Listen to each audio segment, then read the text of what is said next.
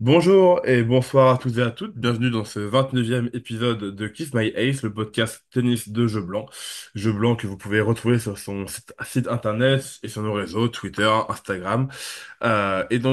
Ici, sur ce podcast présent même, cette semaine, on va revenir sur les deux ATP 500 qui a eu lieu la semaine dernière à Bâle et à Vienne, qui ont sacré Jack Draper et Giovanni Mpecci Pericard, notre Français national qui a remporté le plus gros titre de sa carrière à Bâle.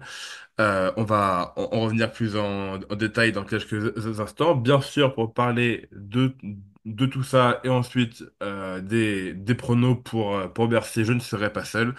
Je suis en compagnie de Thomas. Comment ça va, Thomas? Bah écoute, salut Auguste, ça va très bien, et aussi salut à tous. Bah très content, voilà, la saison indoor c'est l'une de mes préférées, donc très heureux de pouvoir en parler et surtout de parler de Paris-Bercy aussi. Donc voilà, un Yes. vrai plaisir.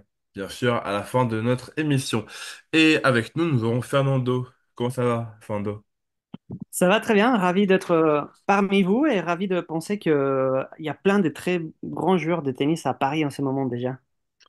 Ah ouais, bah oui, il y a tout le top 50 de présent, sauf Novak, mais bon. Il y a quand même du très beau monde à Paris pour la dernière fois à Paris-Bercy, parce qu'à partir de l'année prochaine, ça bouge à Nanterre, à la Défense Arena. Euh, Mm. Toujours près de Paris, mais plus dans Paris même, pour des raisons de place et de normes de l'ATP pour 2025. Mais bon, bref, ça, on y reviendra dans quelques minutes. On va déjà revenir sur ce qui s'est passé la semaine passée, à commencer par Vienne, où Jack Draper s'est opposé en finale contre Kachanov en 2-7, 6-4, 7-5, dans une finale où il a maîtrisé le russe au global. Même si au deuxième set, il s'est un peu fait peur, il menait 4-0.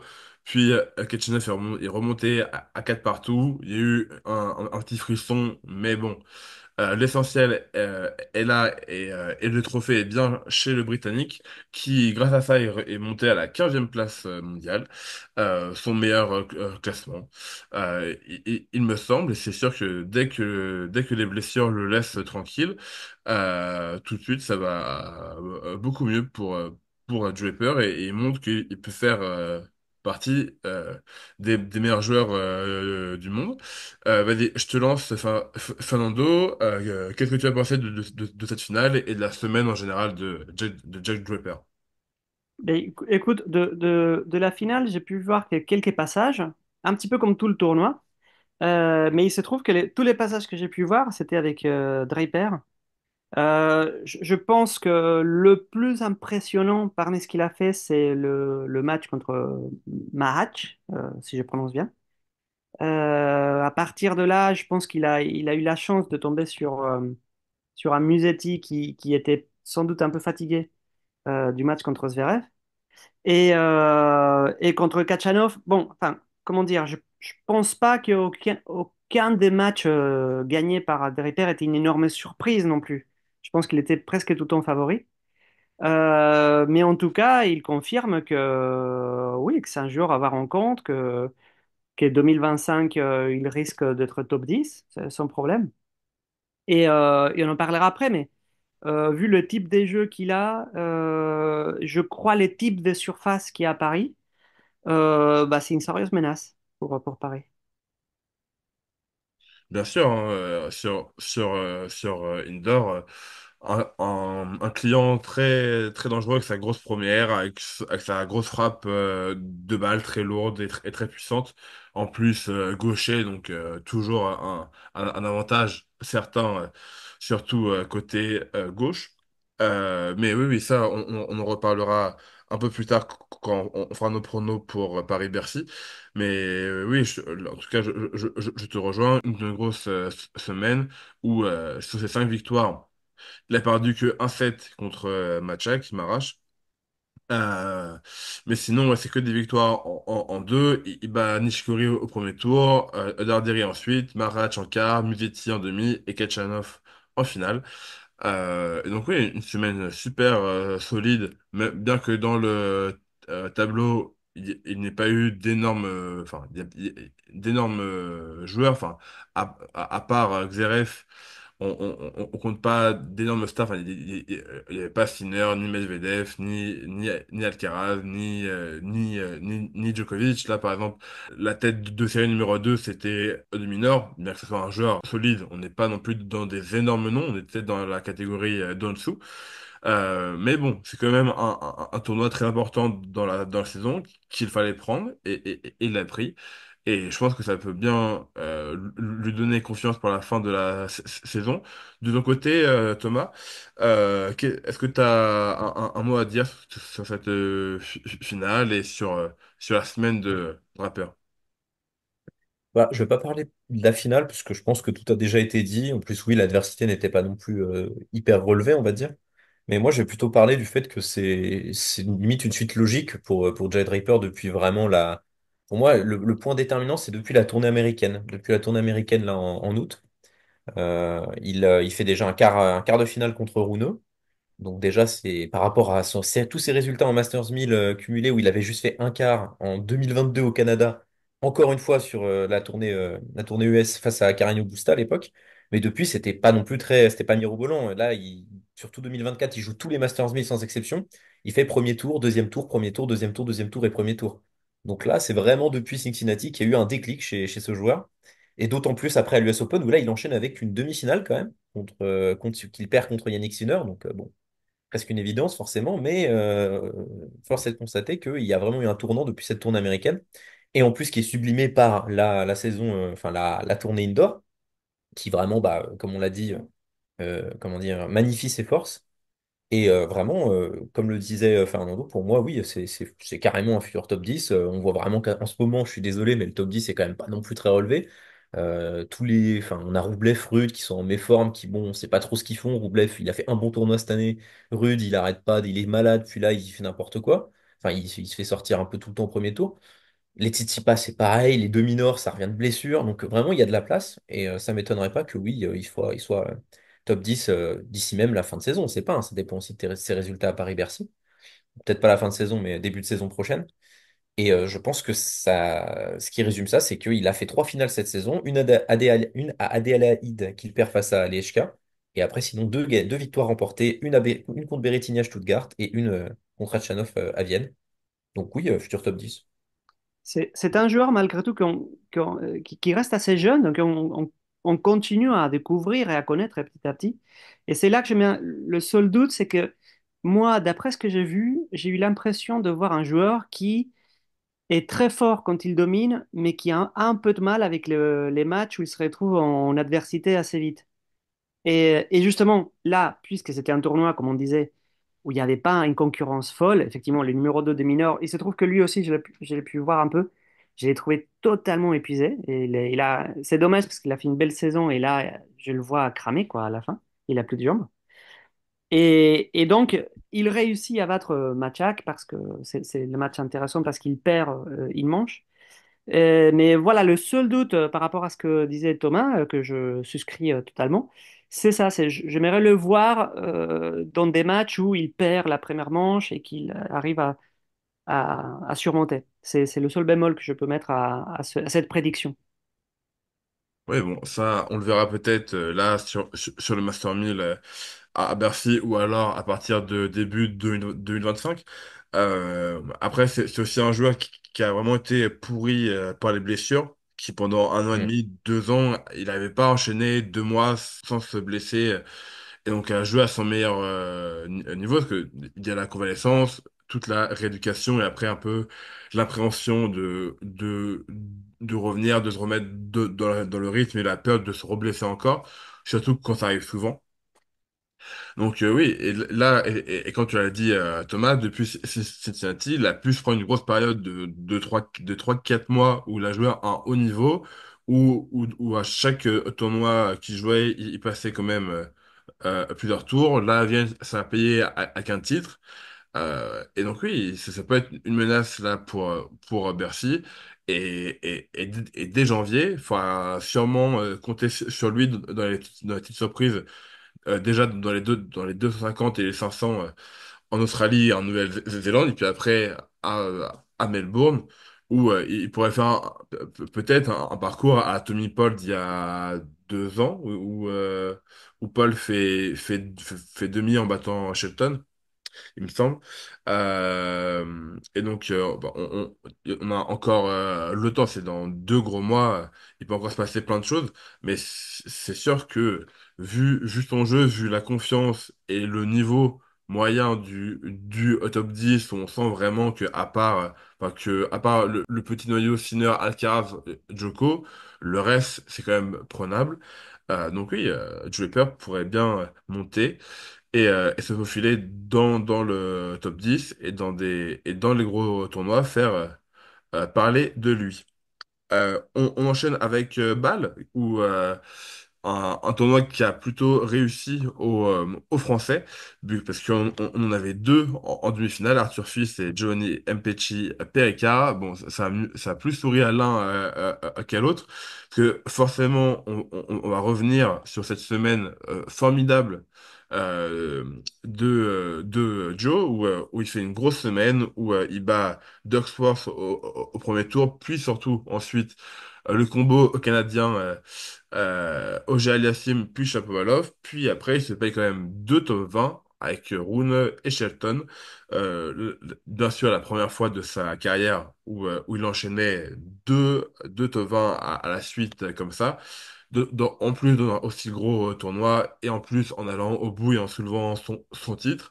C'est une semaine où il a servi le plomb à tous les matchs. Il a pas concédé une balle enfin, si, peut-être une balle de break, je crois, contre Shapovalov. Enfin, Non, je bref. crois aucune, hein. Euh, Aucune balle de break, hein. j'ai un doute entre 0 et 1. Enfin, bref, enfin, très, très peu. Enfin, une semaine rêvée. Euh, donc, vas-y, Thomas, je te lance. Est-ce que tu as pu le voir jouer et surtout là, sur la fin de sa semaine, qu'est-ce que tu as pensé de son match et à quel point ça t'impressionne ou pas de le voir à ce niveau-là?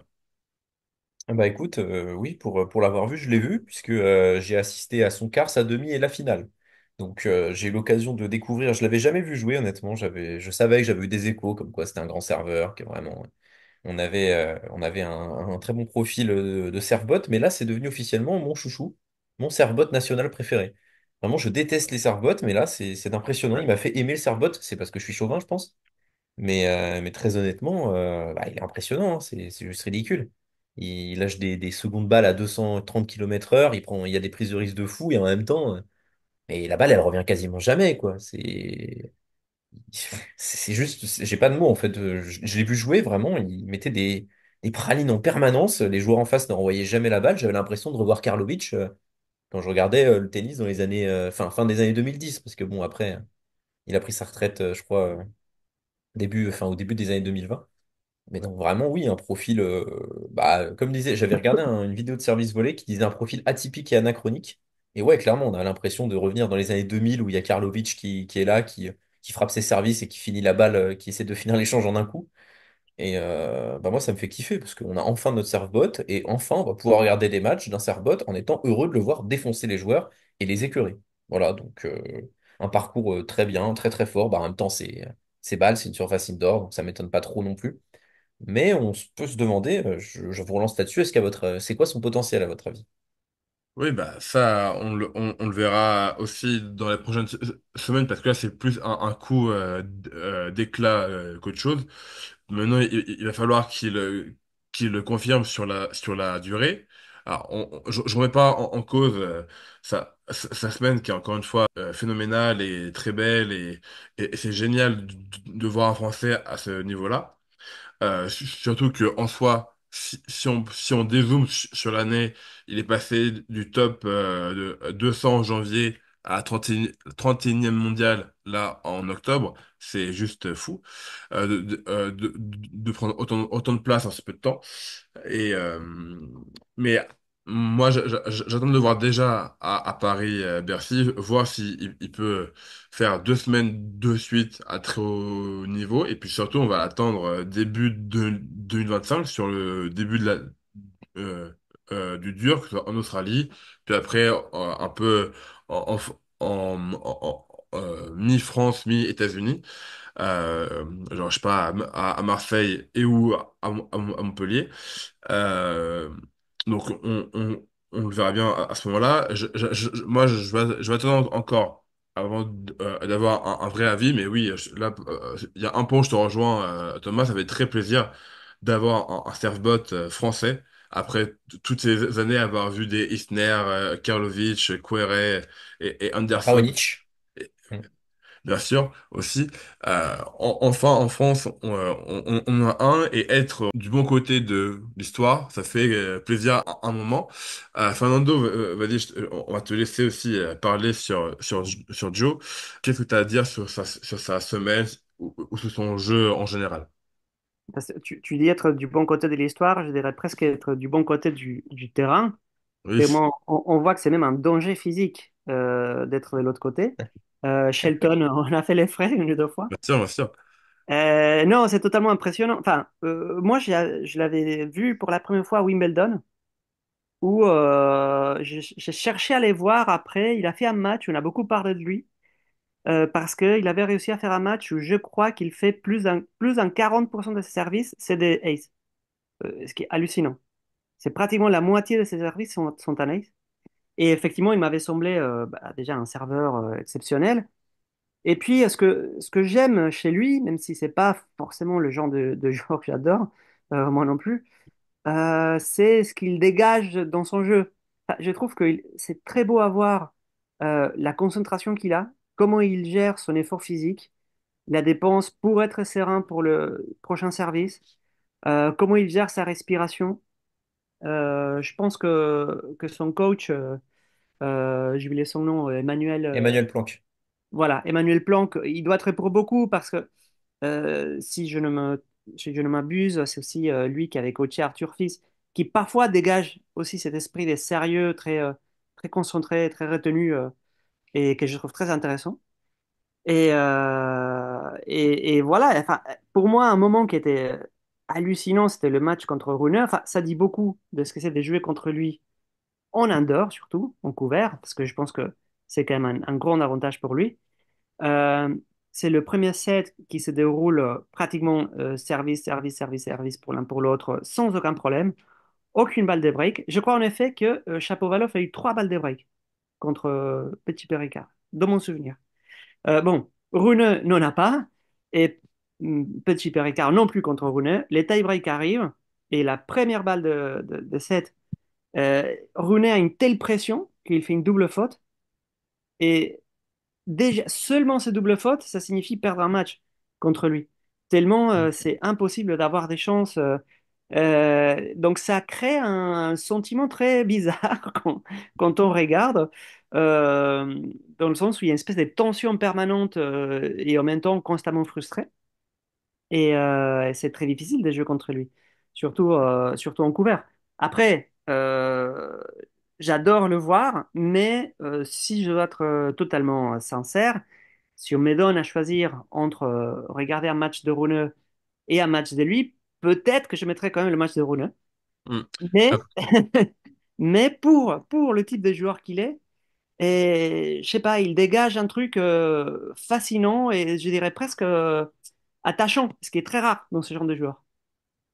Bah, après, peut-être que nous, en tant que Français, on a fait un peu la tâche chauvin et on se dit, c'est sûr qu'il il a pas un jeu très atypique ou très spectaculaire, en tout cas, fond de cours, mais le voir mettre une seconde à 235 km/h, ça fait toujours plaisir, mais c'est vrai que si ce joueur était, je sais pas, allemand ou russe, on parlerait peut-être pas comme ça en France, mais pourtant, personnellement, je trouve que pour un joueur de 2,03 m, il me semble, et qui a vraiment basé son jeu sur son service, ce qui est totalement normal, je trouve qu'il bouge quand même bien. Et au fond de course, c'est loin d'être dégueu. Enfin, il y a, il y a eu plein de highlights avec des revers fusants super rapides, coup droit, même chose. Et je trouve que Comparé par exemple à un Karlovic où lui il était vraiment basé sur une première et un coup droit, et après le reste c'était de la nage libre totale. Euh, j'ai l'impression que le bagage tennistique, technique de Mpetshi PK est un peu plus complet et un peu plus dense. Et même si un jour il tombe contre un joueur qui le retourne bien et qui lui fait jouer 3 4 5 coups en plus, il sera pas forcément perdu, il pourra quand même répondre à ça. Euh, mais bon, ça, on le verra bien dans le futur. Et puis, maintenant, on l'attend aussi qu'il confirme sa place dans le top 30 voire top 20 un peu plus tard pour la prochaine saison. Et puis aussi, maintenant, on l'attend contre des joueurs de classe mondiale. Genre, par exemple, avec un service pareil, j'aimerais bien le voir contre un Medvedev qui, lui, retourne très loin et qui a une qualité de retour phénoménale. J'aimerais bien le voir contre ce type de joueur et voir enfin, qui il est vraiment, bien qu'il reste très jeune, à seulement 21 ans. Euh, Est-ce que vous avez d'autres choses à rajouter sur lui ou on enchaîne? Juste, oui, tu as Vas-y, vas-y. effectivement raison d'insister sur ses déplacements. Il est impressionnant, surtout déplacement, on va dire, vertical. Et je trouvais que effectivement de fond, il s'en sort très bien. Coup droit, c'est des missiles plats, impressionnant. Et son revers, il est très esthétique. Donc non, non, tu as absolument raison. Je trouve même que c'est ça qui est assez intéressant à voir, c'est que dans les échanges, il est tellement en capacité à les jouer que on saisit même dans sa stratégie les moments où il décide, là, c'est plus la peine, cet effort ne devient plus rentable, je l'abandonne. Il est constamment en train de travailler stratégiquement son jeu et son physique et son effort. Mais tu as raison, il joue très bien défend. J'aimerais bien le voir, je pense qu'il y a un match contre Alcaraz où il perd et je crois que c'est un match où son C'est pourcentage de arrivé. service, voilà, son Mm. pourcentage des premiers est beaucoup plus bas que d'habitude. Et donc, j'aimerais bien le voir contre le gros retourneur. Effectivement, vous avez parlé de Medvedev. Psychologiquement, est-ce que ça fait? Si c'est voir un petit peu démuni de la puissance de son arme, a un certain impact sur ses pourcentages. Bien sûr que c'est un aspect aussi très important où c'est sûr que les matchs où sa première elle passera pas tout le temps comme ça, on verra s'il y a aussi un plan B ou voire C pour quand même réussir à s'en sortir. Euh, mais après là c'est sûr que là ça fait à peine un an qu'il est sur le grand circuit. On manque peut-être encore de matchs et de références à ce niveau-là. Ça, je pense, maintenant qu'il est installé dans le top 100 et même dans le top 50, qu'il va pouvoir jouer tous les Master 1000, tous les grands chelems, enfin, en gros, tous les tournois mondiaux, on aura plus l'occasion de le voir et surtout contre des meilleurs joueurs le plus souvent possible. Et donc, on verra bien s'il a cette variation tactique en lui. Donc, on a fait le tour pour Vienne et Bâle, et donc, comme promis, on se dirige vers Paris-Bercy, le dernier Master 1000 de la saison, pour la dernière fois à l'accord Arena à Bercy. Et donc, on va vous faire tous nos pronos à partir des quarts de finale de ce Master 1000. Alors, on va être totalement franc avec vous. Au moment où on enregistre, il y a déjà quelques premiers tours qui se sont joués, mais rien de bien très grave parce que, bon, chez tous les perdants, il n'y en a aucun qui faisait partie de nos grands favoris pour la suite du tournoi. Donc, ça ne changera rien à nos pronos. Donc, on va pas perdre plus de temps que ça. On va commencer bien sûr avec la partie haute enfin, avec le premier quart de tableau de ce Master 1000, où chez les Grenons, nous avons donc Sinner bien sûr tout en haut, nous avons du Fritz, justement Draper, dont on vient de parler à Bâle, de Minor, Rune, Arnaldi, Shelton même. biblique, soyons fous. Voilà, un premier quart assez relevé. Thomas, je commence avec toi. Qui vois-tu sortir de ce premier quart? De ce premier quart, déjà je veux Sinner. Il y a même pas il y a même pas à hésiter. Bien sûr. Sinner, les conditions sont parfaites pour lui, donc il y a qui dans sa partie tableau? Il y a Shelton, mais Shelton il le maîtrise. Même Moutès, on l'a bien vu maintenant, il est à un autre niveau, donc il y a aucune menace. Rouneux, ce Rouneux-là, je vois pas comment il peut l'inquiéter. C'est le Rouneux de 2022, j'aurais pas dit non, mais là c'est juste pas possible. Et de l'autre, contre Sinner, je vois Draper, hein, honnêtement. Il y a Fritz, c'est vrai, il y a Fritz qui peut vraiment être une menace, mais je sais pas, moi Fritz, je vois pas. Après, est-ce que les résultats de Fritz récemment peuvent vraiment nous dire autre chose, nous dire le contraire? Je pense pas, hein. Il s'est fait sortir, enfin, il s'est fait sortir. Bah, il fait Il a pas beaucoup demi à joué. Shanghai. Il fait demi à Ouais, mais il Shanghai. a pas beaucoup joué. Il prend un first à Tokyo par fils. Et puis sinon, après, Ouais, il joue quand même c'est bien. l'Ever Cup et l'US. Mais son dernier Bon, tournoi, c'est Shanghai. ouais, bah, vu que je n'aime pas trop Fritz, en vrai, moi, il m'inspire rien. Je vais mettre Sinner Draper. Ok, très bien. Fernando, vas-y.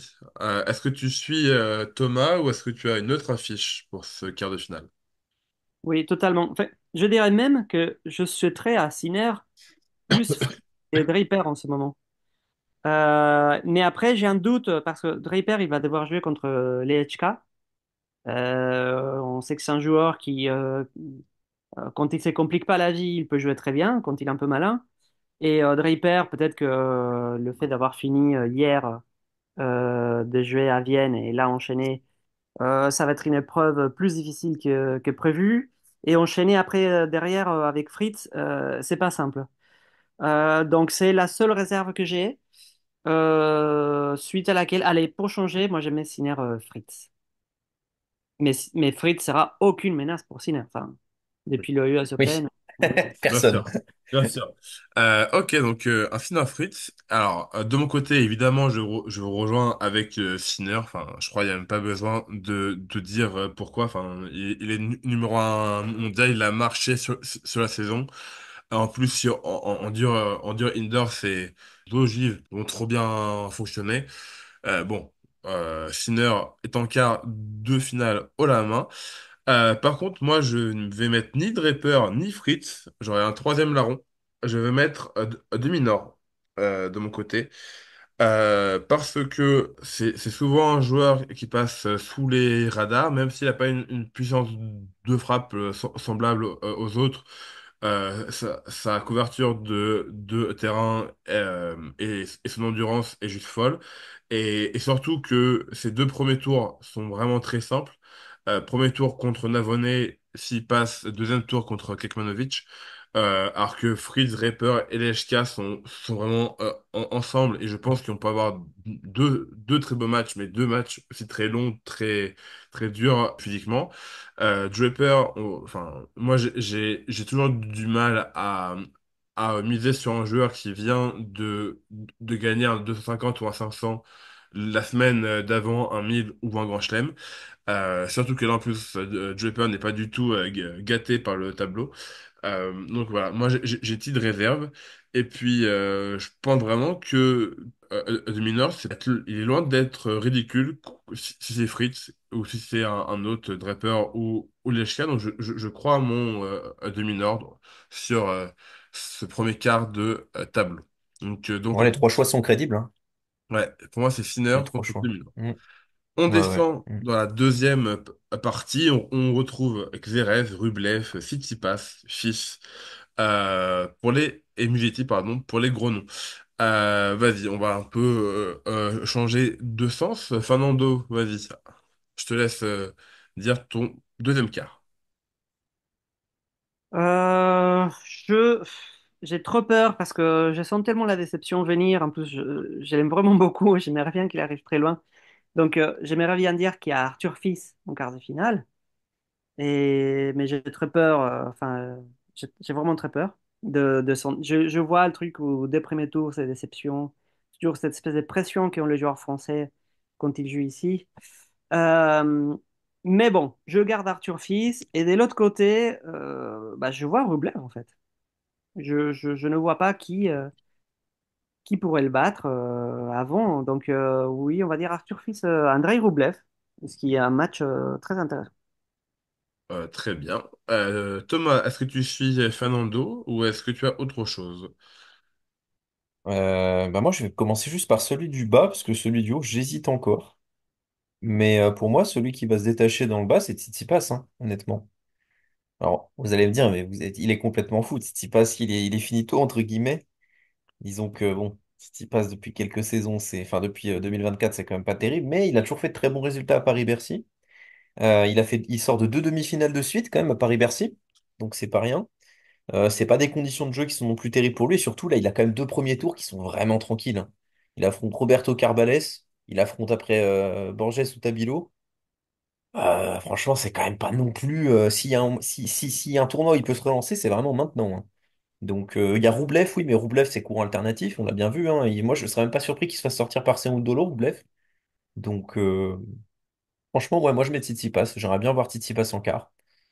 Donc voilà. Et de l'autre, j'hésite entre Zverev et Fils. Mais Fils sort déjà d'une demi-finale. On a quand même vu qu'il avait des limites. Est-ce que il peut pas se faire surprendre par un Marin Cilic au premier tour? Moi, je pense. Ça Ou un serait Lorenzo terrible. Musetti au second? Ça serait... C'est compliqué quand même. Si Fils Hmm. perd contre Silic, c'est vraiment terrible. C'est vraiment... Ouais. Oh là là, je ne sais Ben, moi, pas... je vais être pessimiste. Ok, Moi, je vais être pessimiste. Je pars sur Zverev, Tsitsipas. ok, très bien. Eh bien, moi, je vais en prendre un de chaque de vous. Je rejoins les craintes de Fernando sur les cas. On est souvent, enfin, on voit souvent nos Français trop beaux, mais c'est pas grave. J'y replonge. Pour moi, Fils sera en quart de finale et en battant Zverev en huitième. Et en bas, je vais prendre Tsitsipas parce que je suis totalement d'accord avec toi, Thomas. Ces deux premiers tours, si il perd contre Cabales, Baena ou Borges ou Tabilo, c'est vraiment la honte Ouais, c'est finito, là. et c'est Finito, hein. c'est vraiment dur. Donc je pense quand même qu'il va arriver jusqu'en huitième. Huitième où il affrontera soit Rublev ou Cerundolo. Et que ce soit l'un ou l'autre, pour moi, ça me fait pas vraiment peur pour lui. C'est vrai que Stefanos a bien marché ces deux dernières années à Bercy. Et je vois bien passer là parce que Rublev, il fait vraiment une saison en montagne russe, sans mauvais jeu de mots. Euh, et, euh, et Cerundolo sur dur, ça joue, mais bon, c'est quand même. C'est pas en face quand même, alors, même si c'est pas un grand Stefanos actuellement. Mais quand même, si tu passes vraiment à les capacités de battre Cerundolo, surtout qui sera sûrement en huitième un peu plus frais que l'Argentin. Euh, donc ouais, moi je vois bien Tsitsipas Suisse en quart, de mon côté. Ok. Troisième partie de tableau où nous retrouvons dans les gros noms Dimitrov, Medvedev, Tiafoe et justement notre Français Mpetshi Péricard qui a un gros premier tour contre Tiafoe, entre autres. Vas-y Thomas, je te relance. Qui as-tu dans ce troisième quart? Alors moi, je vais encore être pessimiste, mais là, on a eu une très belle semaine enfin, durant l'ATP 500 de balles, et généralement, on sait très bien ce qui se passe. Il y a un truc de fou durant l'ATP 500, nos Français performent, et quand on arrive en Masters 1000, surtout juste après, même pas avec quelques jours de repos, ça coince. Et donc, je pense qu'on n'aura pas Mpetshi Perry en quart, déjà. Je pense que c'est mort. Surtout qu'il a vraiment des tout. Il a vraiment un tableau terrible. Il a Tiafoe premier tour, puis Ratchanov, puis potentiellement Medvedev. C'est compliqué. C'est vraiment très compliqué. Donc oui, j'ai encore commencé par le bas parce que c'est le haut, j'hésite encore, mais en vrai, j'hésite de moins en moins.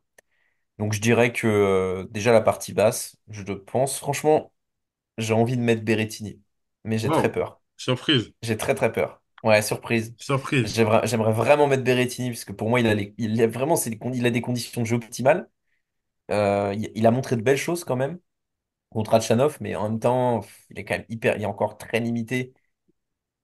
Franchement, j'hésite en vrai. Je vais mettre Medvedev en vrai, hein. Je vais rester sur la sécurité. Medvedev, pour moi, sur ces conditions de jeu, il reste quand même très très fort. Même si son service a beaucoup baissé, il reste quand même l'un des meilleurs relanceurs. On a vu que la relance, c'était quand même très important par rapport à ses conditions de jeu. Donc je vais mettre Medvedev et je vais le mettre contre. Je pense qu'on va avoir un Medvedev-Dimitrov, le classico Dimitrov-Medvedev. J'hésite avec Hurkacz, mais Dimitrov, surtout, il a fait de très bons résultats l'année dernière aussi à Paris-Bercy. Il est toujours très fort sur ce genre de surface. Il a pas non plus de gros adversaires. Etcheverry, ça se prend facile. Hurkacz, c'est un peu l'inconnu, mais Hurkacz, c'est plus le même depuis Wimbledon, depuis sa blessure. Il a du mal à revenir. Donc, ouais, Dimitrov, Medvedev. Ok, bah moi je te rejoins complètement. Dimitrov et Medvedev, là, sur tout ce que tu as dit, je suis 100% d'accord. Berrettini, certes, il pourrait avoir le jeu, mais c'est un peu en dents de scie, lui aussi. Puis Medvedev, ça reste un gros client. Pericard, il va avoir besoin d'une semaine de décompression. Pour moi, il va pas très vite. Et puis là-haut, Hurkacz, ouais, on n'en sait rien. Il peut faire un truc, mais depuis qu'il s'est blessé, on ne sait pas vraiment de quoi il est capable. Donc Medvedev et Dimitrov. Et donc toi, Fernando, qui as-tu entre les deux quarts? Est-ce que tu nous suis ou est-ce que tu as deux autres joueurs différents? Je ne vous suis pas. Enfin, un peu comme Thomas, j'étais en grand doute pour la partie bas avec Medvedev et Berrettini, moi aussi.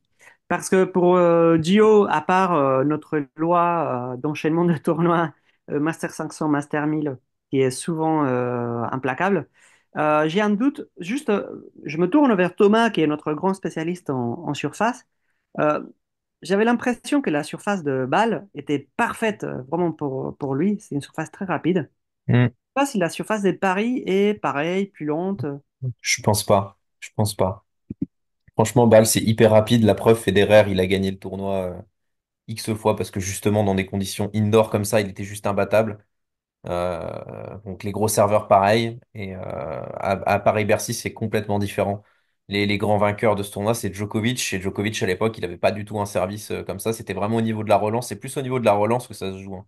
À Paris-Bercy, on avait eu Rune, Djokovic, Medvedev, qui a bien performé. Dimitrov dans une autre mesure, parce que bah, Dimitrov, il a pareil, gros service, mais il a beaucoup de variations et surtout, il est très fort sur rapide.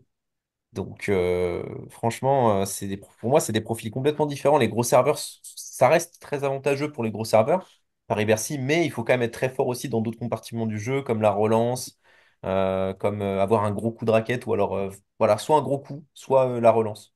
Et tous les joueurs qu'on a cités là depuis le début, qu'on met en avant, c'est pas que des profils gros serveurs, etc. C'est vraiment des profils un peu complets, voilà, qui savent faire plusieurs choses sur la surface. Donc, bah, la preuve, Djokovic est recordman du tournoi. Donc voilà. Tu confirmes mon impression et donc Ouais, ouais, ouais, euh, clairement. C'est pas les mêmes conditions. le fait que pour Gio, malheureusement, je pense que ça va être compliqué. C'est compliqué, ouais. Et écoute, juste pour changer, pour le jeu, je vais mettre Berrettini parce que je trouve qu'il reprend la forme. Là, il paye son mauvais ranking et des tableaux trop compliqués. Mais honnêtement, il joue très bien quand il est en forme et je pense qu'il devrait pouvoir battre Popirine, sauf surprise. Et il se retrouve face à Medvedev qui est dans une saison trop étrange pour moi. Et allez, Ouais. bah, je vais mettre Berrettini et en haut, je ne mettrai pas Dimitrov, surtout pour des doutes par rapport à son état physique et ses risques de blessures un peu permanents en ces moments. Et donc, je vais mettre notre cher Thomas Maach qui, quand il joue bien, il me semble presque imbattable. Non, non, non, faut que tu changes Fernando parce que Maratch a fait forfait ce matin. Ouais, Ah, il a perdu. Enfin, il a forfait, il est Rinderknecht est passé. d'accord, j'avais raté les dernières infos. Non, bah alors Ouais, Dimitrov, sinon allez, Maratch, oui, mais. allez, un Ouais, Dimitrov, Dimitrov, Dimitrov hein. Berrettini. Ouais. Mais franchement, pour revenir sur ton prono, Fernando, je vois pas comment tu peux dire que Berrettini va battre Medvedev. Franchement, s'il le bat, je te tire mon chapeau et franchement, je te fais une lettre d'excuse. Je vois pas dans quel monde Medvedev perd contre Berrettini, surtout actuellement, surtout avec la diagonale revers où il va se faire martyriser au Berrettini. Mais voilà, on J'avoue, verra. mais il faut prendre des risques parfois. En vrai, il y a le slice. En vrai, t'as raison, il y a le slice de Berrettini qui peut déranger Medvedev. Mais Franchement, on verra, on verra. Franchement, si ça arrive, s'il y a Berrettini Medvedev et que Medvedev se fait battre, franchement, je dis plus rien et je respecte tous tes pronos. Je ne dirai plus rien. Ok? On fait comme ça? D'accord. Yes. On verra bien, mais il faut déjà que Berrettini batte Popyrin, qui n'est pas un beau cadeau au premier tour, hein. Déjà. C'est vrai. Sinon, tout en bas, dernier quart de tableau, où nous avons bien sûr en grosse tête Alcaraz, Tommy Paul, Casper Ruud, quand même. Il faut quand même le notifier parce que même si il gagne plus rien depuis la Terre, ça reste un top 10 ou presque. Enfin, il est quand même là, tête de série numéro 7.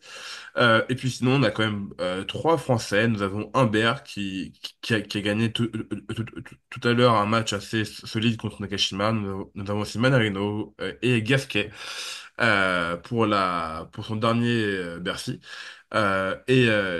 Et ça vient de tomber pendant qu'on enregistre. Il affrontera pas Koboli qui fait forfait. Et donc du coup, c'est Zizou Bergs qui est lucky loser et qui jouera Gasquet demain. Donc voilà, je sais pas si ça change grand-chose à vos tableaux, je pense pas. Mais donc voilà, je donne quand même l'info pour que tout le monde l'ait. Fernando, vas-y, je te relance tout de suite. Qui as-tu en quart de Eh finale? bien, ce côté du tableau me semble le plus facile. Pour moi, enfin, sauf énorme surprise, ça va être Tommy Paul Alcaraz. Oui, là vraiment, si tout à coup je m'amusais à faire des prédictions, là non, je risque rien. Je vois rien d'autre. Tommy Paul, il est très fort en ce moment. Et donc Alcaraz, malheureusement pour Hugo Humbert, on a vu, c'est un joueur qui crée pas des problèmes à Alcaraz. Et voilà, donc je vois très clairement un Paul Carlitos. Ouais, bah moi je te rejoins, même si on sait que Bercy, ça n'a jamais été une place où Alcaraz a vraiment brillé. L'année dernière, il perd contre Sassuolo au deuxième tour. Il perd contre Rune en 2022. Et puis, vraiment, ce match mythique contre Gaston il y a 3 ans, même s'il n'a jamais vraiment parfait. Là, vu son tableau, je vois pas qui peut l'arrêter. Euh, Enfin, jusqu'en quart. Donc, voilà. Et puis, Paul. Euh, Manarino, premier tour, notre chauve national, il en touche plus une. Gasquet, on l'adore, mais il a 30, il a 38 ans, il a 50 piges. Rude, depuis la terre, il fait plus rien. Donc oui, là, ça m'a l'air un peu couru d'avance, le Paul Alcaraz. Est-ce que tu nous rejoins, Thomas? Bah écoutez, franchement, j'hésite un petit peu, mais je vais pas vous rejoindre, hein. Je vais pas vous Vraiment? rejoindre. En vrai, c'est très très risqué. C'est très très risqué, mais je vous rejoins pas. C'est pas Franchement, je vous possible. rejoins pas. Pas possible. Franchement, je vous rejoins pas. Ouais, là, franchement, si je pense que je vais faire une connerie, mais Qu'est-ce que tu vas pour nous Alcaraz, offrir? en vrai, pas si original que ça. Mais Alcaraz, déjà, pour moi, je suis d'accord. Enfin, je suis d'accord avec vous. Il y a personne pour moi qui peut l'inquiéter dans son tableau. Il y a peut-être un Humbert en feu, mais franchement, Humbert contre Alcaraz, on a déjà vu ce qui se passait. Eh oui. Je n'y crois pas. Même dans l'ambiance de Bercy, je ne crois pas. Franchement, je ne crois pas aux Français à Paris-Bercy. Je n'y crois absolument pas, donc je vais mettre Alcaraz en quart, comme vous. Mais de l'autre, franchement, j'ai envie de mettre une pièce sur Casper Ruud. J'ai envie de dire, c'est le moment de la rédemption. Tu gagnes plus rien depuis des années, Casper Ruud. Là, c'est le moment. C'est le moment de montrer que tu mérites ta place au Masters. Il y a un gain de motivation à avoir, parce qu'il n'est même pas encore assuré d'être au Masters. Donc pour moi, la Ruud, je me dis, allez, il va nous sortir une grosse perf, il va aller jusqu'en quart.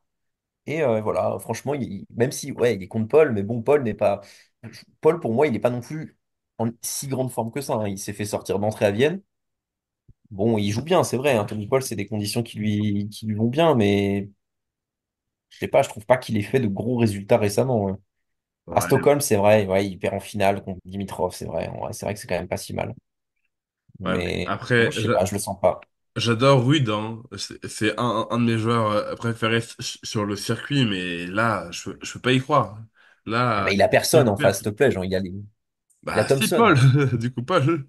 Ouais, mais que Paul, mais Rude Paul, franchement, Rude a l'avantage hein, au head-to-head, hein. Oula, moi je suis pas. Enfin, oui, ça oui, mais là tu me dis, dans 2 jours, il y a un rude de Paul, mais je mets Paul 2-7-0 et genre 6-3, 6-4, Ok. simple, vraiment. Bah, on verra alors. On verra comme ça. Mais, Ce sera comme, ce sera le petit pari entre, bah, il y aura Fernando et entre- moi le pari Berrettini-Medvedev et il y aura moi ouais, contre vous deux contre moi le pari Rude Paul. rude Vas-y, on fait Paul. comme ça. Ok, Très allez, bien. on retourne là-haut et on laisse place aux demi-finales. Donc là-haut, on avait tous les trois Sinner, mais contre trois adversaires différents. Fernando, donc toi tu avais Sinner Fritz. Est-ce que Sinner passe logiquement ou est-ce que Fritz fait la surprise? Euh, j'ai pas l'ombre d'un doute que Sinner bat Fritz sans aucun problème. Vraiment, Ouais. j'ai pas dans quel monde ça change. Oui, là, j'ai pas mis Fritz, mais si ça arrive, je te rejoins. Sinner passe tous les jours sans aucun problème. Thomas, toi, tu avais Sinner contre Draper, il me semble. Est-ce que Draper enchaîne 2 semaines de suite en battant le numéro 1 mondial ou est-ce qu'il se fait stopper par l'Italien? Est-ce que j'ai vraiment besoin de répondre à ta question en vrai? En Ok, vrai. on enchaîne. Euh, Il n'y a aucun suspense. C'est ça. Et moi aussi, moi j'avais demi-nord. Évidemment, Sinner passe. Donc même si on a trois adversaires différents, la finalité reste la même. Sinner sera évidemment en demi-finale à Paris-Bercy. On descend. Thomas, toi tu avais Xeref. Non, si, Xeref Si, Tsitsipas. c'est ça. Ouais, Xeref ouais. Tsitsipas a un clash de l'ancienne next-gen qui paraît très vieille maintenant et dépassée. Du coup, vas-y, dis-nous tout et qui rejoint Sinner en demi? Ouais, franchement, je vais rester sur la sécurité.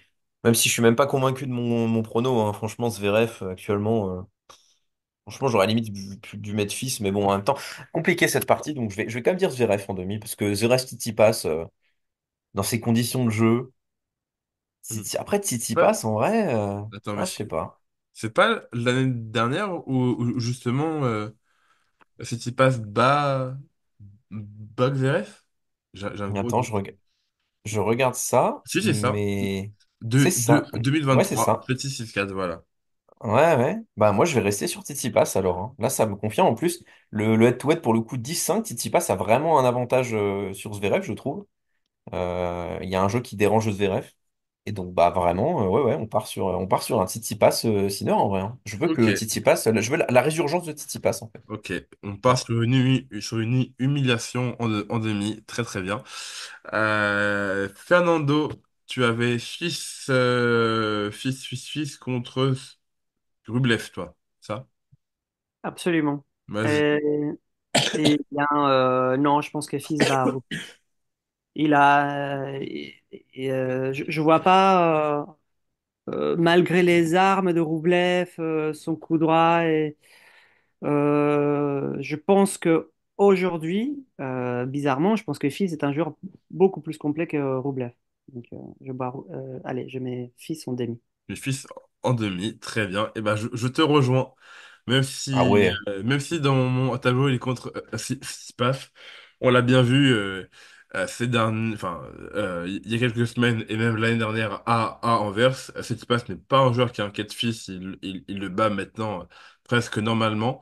Donc ouais, moi je vais être très confiant et je suis persuadé que Fils là il arrive en pleine confiance, beaucoup plus en forme physiquement aussi que de l'année dernière. Et ouais, donc moi je vois Phil faire un gros tournoi et je le place en demi aussi contre Sinner, comme Fernando. C'est En d'accord? vrai, j'espère que vous avez tellement raison. J'espère vraiment que vous allez avoir raison. Ouais. Franchement, Ouais. je veux pas faire le rabat-joie, mais j'espère vraiment que vous allez avoir raison. On On verra verra. bien à la fin de cette semaine. Troisième partie de tableau. Thomas, t'avais Dimitrov Medvedev, le classico. Est-ce que Dimitrov l'emporte comme l'année dernière, il me semble aussi, Ouais. ou Medvedev remet l'église au centre du village? C'est compliqué. Moi, j'aime bien ce match-up parce que c'est vraiment des oppositions de style. C'est vraiment, pour moi, c'est un classico au même titre qu'un Alcaraz Sinner. Le Dimitrov Medvedev, à chaque fois qu'il y en a un, je me jette dessus. Mais Ah, c'est compliqué à dire, hein, parce que Dimitrov est vraiment très bon en ce moment. Mais Medvedev, on regarde sa saison, là, il perd juste contre Alcaraz, Sinner et Djoko. Enfin, pas Djoko, mais contre Alcaraz, Sinner hein, récemment. Il perd vraiment que contre les top 2 top 3 hein. Hmm. Donc, contre un Dimitrov, pour moi, ça reste pour moi, il va pas se faire avoir par rapport aux erreurs de l'année dernière. Il va vraiment essayer d'encapsuler l'énergie de Dimitrov et ses variations en abusant sur le revers. Il faudrait que de toute façon, Dimitrov, pour battre Medvedev, il faut qu'il soit dans un grand jour dans tous les cas. Allez, je vais partir sur Medvedev. J'ai envie de voir l'ancienne next gen, justement. On Ok. veut voir du Tsitsipas, on veut voir du Medvedev. Eh bien, comme on avait le même quart de finale, je te rejoins sur Medvedev vainqueur. Euh, pour moi, ouais, il est aussi très très solide, même si il a rien à gagner. Chaque fois, il réussit à quand même être placé un peu partout où il joue et effectivement, il perd que contre le top du top du circuit. Et donc oui, je vois bien Medvedev passer, même si il a pas un tableau non plus si simple que ça. Mais je sens bien Daniil, dans un tournoi pardon, qu'il a déjà gagné, même si avec le public c'est toujours très électrique et compliqué. On se souvient des doigts d'honneur de l'année dernière aussi. Mais pas grave. Je pense que cette année, Daniil prend sa revanche sur Dimitrov. Et Fernando, toi, il me semble que tu avais Dimitrov, Berrettini. Dimitrov Berrettini. Dimitrov Berrettini. Ok. Eh bien, comme dans mon film, mon scénario mental, Berrettini bat Medvedev dans un duel épique, il arrive totalement épuisé face à Dimitrov, qui me semble un joueur. Enfin, je trouve que Paris-Bercy, c'est presque le cadre parfait pour Dimitrov. Il a un jeu idéal pour ces conditions. Ouais. Je le vois déployer toute sa stratégie et faire bouger Berrettini sur la surface et le battre facilement et arriver en demi-finale. Ok. On descend. Thomas, t'avais Ruud Alcaraz. Bon, est-ce que je te repose la même question que avec Sinner ou c'est la même réponse pour un Ah, je suis Espagnol? moins catégorique, mais on va quand même rester sur la même réponse. Je vois pas Rude sortir Alcaraz, hein, Hmm. vraiment. Surtout actuellement sur dur, il y a un monde entre les deux. Donc oui, Alcaraz à 100%. Alcaraz passe en demi. Fernando, tu avais Paul Alcaraz de ton côté. Est-ce que Paul fait la surprise comme il a déjà fait plusieurs fois par le passé, notamment au Canada, ou est-ce que Alcaraz confirme son statut de numéro 2 mondial? Eh bien non, je pense que Paul fait la surprise. Parce que je trouve qu'Alcaraz, c'est surtout un joueur des outdoor que d'indoor. Mm. La fin de saison, c'est souvent un moment compliqué pour lui. Je vois Paul battre Alcaraz. Très bien. Eh ben, c'est un scénario assez probable aussi, hein. Paul l'a déjà battu plein de fois sur dur, et c'est vrai que Alcaraz à Bercy, il a jamais rien fait de fou. Mais de mon côté, allez, je vais quand même croire en Carlitos, même si c'est un match-up qui me fait un petit peu peur pour lui aussi. Mais allez, on va quand même dire que Alcaraz fait quand même une grosse saison, que même sur la fin de saison, il fait pas une fin de saison blanche comme l'année dernière. Il prend quand même Pékin. Et dans les autres tournois, il est loin d'être ridicule. Donc, allez, je vais quand même croire en Alcaraz de mon côté. On passe aux demi-finales. Du coup, Thomas, toi, là-haut, t'avais Sinner, Xeref. Grosse affiche. Non, j'avais Non, Tsitsipas, moi. Tsitsipas, pardon. Sinner, Ouais. Tsitsipas, pardon, c'est vrai. Belle affiche quand même. Mais bon, est-ce que le favori passe? Bah ouais. Ouais. Franchement, ouais. Sinner, c'est Djokovic en version dominante. C'est Djokovic, enfin pas prime, mais bon, voilà, c'est un peu Avec un 15 ans nouveau de moins. Djokovic.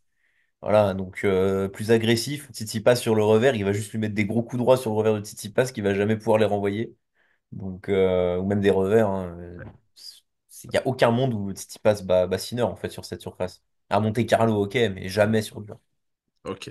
Fernando, toi, tu avais Sinner contre Fils. Contre-Fils. Alors, dans mon scénario, Je pense, je veux pas être chauvin à l'extrême, mais je pense que Fitz a une petite carte à jouer. Voilà. Ah, j'y crois zéro, C'est- j'y crois tellement pas. Non, non, non, je pense pas qu'il va gagner, mais je pense que s'il fait un début de match très fort et qu'il est plein des dents dès le premier jeu et qu'il prend un petit peu Sinner par surprise, ce qui peut arriver, parce qu'on a vu Sinner commencer parfois des matchs un peu mous, et que le match devient un peu long et un peu compliqué, qu'il faut aller à la bagarre et se battre, que le public est dedans, il va faire une belle résistance à Sinner, qui va gagner malgré tout, mais ça va nous laisser avec une grande fierté. Voilà, je pense pas que ce soit une victoire facile pour Sinner. Ouais, moi sur mon Sinner fils, je vois Sinner passer bien sûr. Moi je vois un scénario qui a un premier set très très serré, genre un 7-5 ou un 7-6. Et après, Sinner qui prend, et après il gagne facile derrière, genre un score à la 7-6, 6-2, un truc comme ça. Pour moi, et Sinner passe en finale, évidemment. En bas, Fernando, vas-y, je te relance tout de suite. Donc toi, tu avais Paul contre Dimitrov. C'est ça, ou je me trompe? Ouais, ça. Tu as Paul Euh, contre Dimitrov. Revanche de la finale de Tout à fait, Stockholm. Vas-y. absolument. Euh, je crois un peu plus en Tommy Paul en ce moment. Ok. Qu'en Dimitrov. Encore une fois, c'est que j'ai tellement pris l'habitude de voir Dimitrov avoir un pépin au bout d'un match dans un tournoi qui est arrivé en finale, me semble compliqué. Donc, oui, un peu plus de fois en l'endurance et l'état de forme de Paul. Ok, donc un Sinner contre Tommy Paul pour toi au final. Thomas, de ton côté, tu avais Alcaraz contre Medvedev. Ouais. Ouais. Ou... Et ça? Et bah honnêtement, ça va être surprenant, mais je vois Medvedev passer Ok. contre Alcaraz. Parce que pour moi, oui, les conditions sont en indoor. Et Alcaraz, en indoor, il a beaucoup plus de mal. Et Medvedev, au contraire, peut vraiment faire jouer ses qualités de relanceur et prendre Alcaraz, entre guillemets, un peu à la gorge, sans se faire non plus bousculer, balader dans tous les sens. Et aussi, Alcaraz aura plus de mal à mettre son plan offensif sur le court. Donc, ouais, un petit Ok. Medvedev, ça me Même. va, moi. Ok. De mon côté, j'ai aussi Medvedev Alcaraz. Moi, je vais aller à la simplicité avec Alcaraz qui passe et qui transperce encore une fois Medvedev. Mais encore dans un match compliqué, que ce soit contre Paul ou contre Medvedev, c'est deux matchs très durs, mais Kyrgios va le faire et va passer. Et j'ai de nouveau une finale Sinner Alcaraz de mon côté. Allez, mais si maintenant il nous faut un vainqueur, Thomas, t'avais Sinner contre Medvedev. Vas-y, qui gagne Paris-Bercy 2024? Bah, malheureusement, je suis triste pour Medvedev, ce qui mérite un titre, hein. Ça fait depuis Rome 2023 qu'il n'a pas gagné de titre, donc ça commence à faire très très long. Mais il va encore être sur la seconde marche du podium. Je vois pas dans quel monde si Medvedev bat Sinner en fait, maintenant. C'est Donc, juste plus possible. Il donc, s'est fait défoncer toute l'année en 2024, ça va pas changer maintenant alors que Sinner est toujours au top de sa forme, quoi. Voilà, donc ok, Sinner. donc Sinner champion. Fernando, tu avais Sinner contre Paul. Est-ce que Tony Paul se paye Sinner et Alcaraz dans le même tournoi ou est-ce que Sinner reste champion? Non, non, non, il va pas rentrer dans la légende. C'est un joueur très constant, Tommy Paul, un peu comme Sinner d'ailleurs, mais justement, c'est les joueurs constants que Sinner déjoue en permanence parce qu'il finit par lire et voilà, il a besoin d'être surpris pour que quelque chose se passe. C'est le talent d'Alcaraz.